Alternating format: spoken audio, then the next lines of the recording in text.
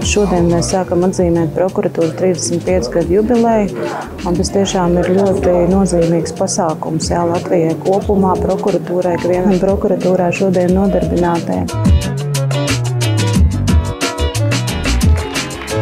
Tiešām liels prieks, ka ir izdevies sapulcēt vienā nedēļā gan nozares ekspertus, speciālistus, gan arī piesaistīt jauniešu auditoriju. Tā ir daļa no vēstures, ko mēs veidojam, un liels prieks tajā piedalīties. Šeit notika diskusija, diskutējām mēs tādā plašā profesionāļu lokā ar tiesnešiem, prokuroriem, advokātiem, izmeklētājiem, probācijas dienestu par ļoti aktuālu mūsdienu tematu. Tas ir ārpus tiesas krimināltiesisku attiecību risinājumu, kāpēc tas ir vispār vajadzīgs, kur mēs esam un kur mēs virzamies.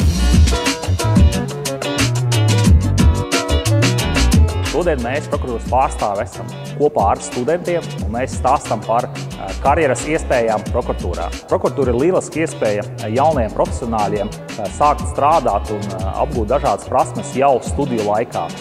Prokuratūrā strādā dažādi studenti, gan tie, kas studē jau bakalaura programmā, gan tie, kas studē maģistrātūrā, un gan tie, kas tikko ir pabeiguši studijas maģistrātūrā.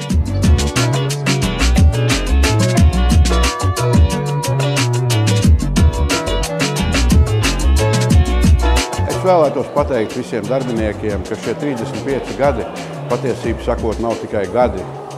Aiz šiem gadiem stāv cilvēki, aiz šiem gadiem stāv mūsu kolēģi, aiz šiem gadiem stāv mūsu kolēģu lēmumi, mūsu kolēģu izvēles.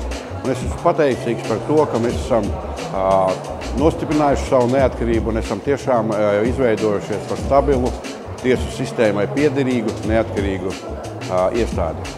Līdz ar to sveicu visus Latvijas Republikas prokuratūras 35. gada dienā, vēlu izturību, veiksmi ar skatījumu nākotnē. Paldies!